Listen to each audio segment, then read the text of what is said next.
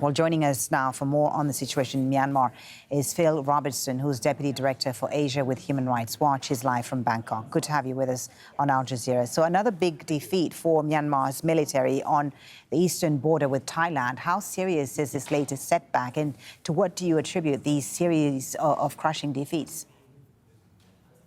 Well, this is a major blow to the Myanmar military junta. This is the largest, most important of the 6 official Thai-Burma border crossings.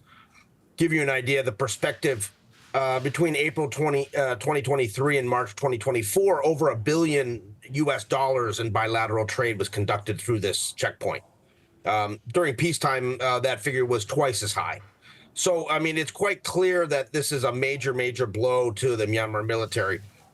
And with the fall of that town of Myawaddy, much of ethnic Karen state is now liberated from any sort of control by the Myanmar military junta. So it is a very big deal. This is something that is surprising in how fast it fell.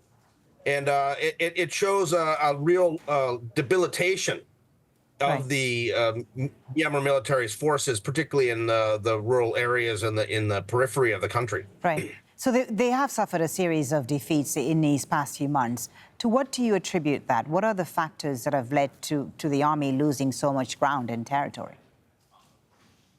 Well, there is very clearly a renewed purpose amongst the ethnic organizations working with People's Defense Forces. These are the militias that were created by people after the military coup in 2021 who have been working with the ethnic groups. They're working together. They're stretching the military very thin across the country. The military is being forced to fight on multiple fronts.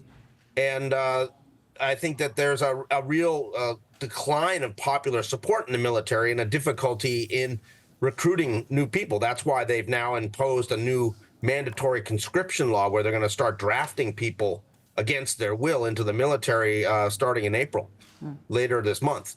So it is a situation where the military has really backed itself into a corner, waging a very unpopular war against the people of Myanmar who refuse to go back to a military dictatorship and all the abuses that entails.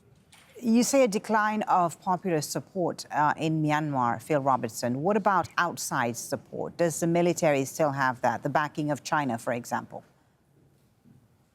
Well, certainly it has the backing of Russia, which is supplying the arms and particularly the aircraft and the helicopters, which are conducting wanton attacks against civilians. I mean, we're seeing airstrikes using Russian military equipment that is hitting everything from churches to schools to ordinary people's homes. They also have some support from China, but China is now starting to really hedge its bets because it realizes that the military is increasingly losing.